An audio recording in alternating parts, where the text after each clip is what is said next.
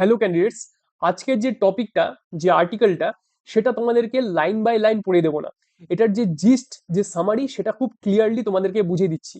Indian semiconductor mission যে start হয়েছে, সেই মিশন নিয়ে যে কোনো ডেসক্রিপটিভ প্রশ্ন যদি আসে, তার জন্য এই আর্টিকেলটা ভীষণ ভীষণ ইম্পর্টেন্ট। দেখো, রিসেন্টলি আমাদের prime minister Narendra Modi Netherlands ট্যুরে গেছিলেন। তো সেখানে সফর চলাকালীন একটা ঐতিহাসিক মেমোরান্ডাম অফ আন্ডারস্ট্যান্ডিং, মানে এমওইউ সাইন হয়েছে। এমওইউটা কিন্তু দুটো দেশের মধ্যে সাইন হয়নি, মানে ইন্ডিয়া আর নেদারল্যান্ডস গভর্নমেন্টের মধ্যে কিন্তু সাইন হয়নি। সাইন হয়েছে দুটো প্রাইভেট কোম্পানির মধ্যে। ছবিতে দেখতে পাচ্ছ, আহ, নরেন্দ্র মোদী আর নেদারল্যান্ডসের যিনি পিএম তিনি দাঁড়িয়ে আছেন, তারা দুজন। আর যারা বসে সাইন করছেন এমওইউটা, তারা একজন হচ্ছেন টাটা গ্রুপের, যে টাটা ইলেকট্রনিক্স কোম্পানি রয়েছে সেই কোম্পানির। আরেকজন হলেন নেদারল্যান্ডসের একটা ডাচ কোম্পানি। কোম্পানিটার নাম হলো এএসএমএল হোল্ডিংস।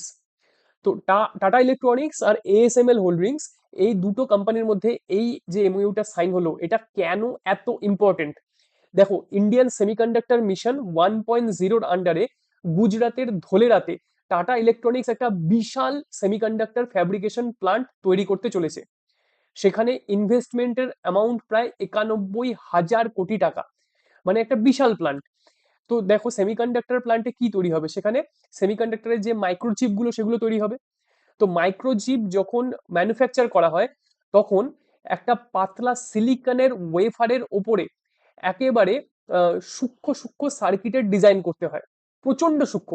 মানে আমাদের মাথার চুলের যে সাইজ, চুলের যে বেধ, তার প্রায় 1000 ভাগের 1 ভাগ এরকম সূক্ষ্ম। তো সেটা করার জন্য নিশ্চয়ই নর্মাল মেশিন বা নর্মাল টেকনোলজিতে সেটা সম্ভব না।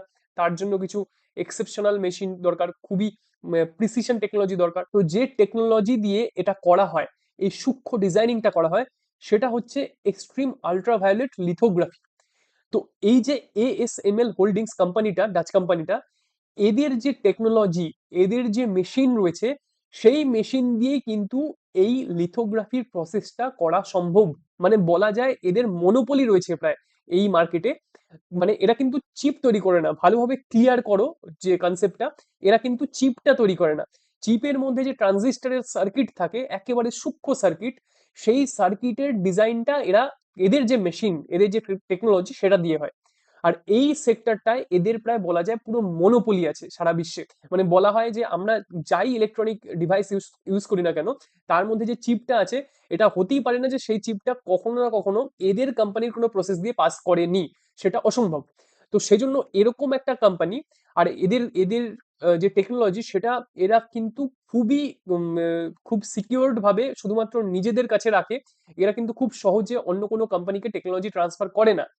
তো এরা এখানে কি করবে, ধোলেরাতে এরা নিজেদের যে মেশিন, নিজেদের যে টেকনোলজি, সেটা টাটা ইলেকট্রনিক্স কে ইউজ করে সেখানে সেমিকন্ডাক্টরের যে মাইক্রোচিপ, সেটা ম্যানুফ্যাকচার করতে দেবে। তো তার ফলে ধোলেরা থেকে এই যে এএসএমএল হোল্ডিংস এর টেকনোলজি আর মেশিন ইউজ করে যে চিপ তৈরি হবে, সেই চিপ সারা বিশ্বে ভারত কিন্তু এক্সপোর্ট করবে। বিভিন্ন ইলেকট্রনিক্স গ্যাজেটে, ইলেকট্রনিক্স ডিভাইসে সেই চিপটা লাগবে। তো সেই দিক থেকে এটা একটা ইন্ডিয়ার কাছে একটা খুবই ভালো খবর। ইন্ডিয়ান সেমিকন্ডাক্টর মিশনের জন্য একটা খুবই ভালো অধ্যায় শুরু হতে যাচ্ছে, বিশাল বড় পাওনা। তো সেই জন্য এই আর্টিকেলটা ভীষণ ভীষণ ইম্পর্টেন্ট। এই যে ইনফরমেশন গুলো বললাম, তোমরা আশা করি এটা ভালো করে বুঝেছো, কারণ এটা সায়েন্স অ্যান্ড টেকনোলজির জিনিস, খুব মাইনুট ডিটেলস কিছু রয়েছে। তো এই ডিটেল গুলো যদি তোমরা তোমাদের ডেসক্রিপটিভ পেপারে যখনই রাইটিং করবে, তখন যদি অ্যাড করতে পারো, ইনক্লুড করতে পারো, সেটা কিন্তু একটা প্লাস পয়েন্ট হবে। চলো, দেখা হবে আবার নেক্সট ভিডিওতে এরকমই কোনো ইনফরমেটিভ আর্টিকেল নিয়ে।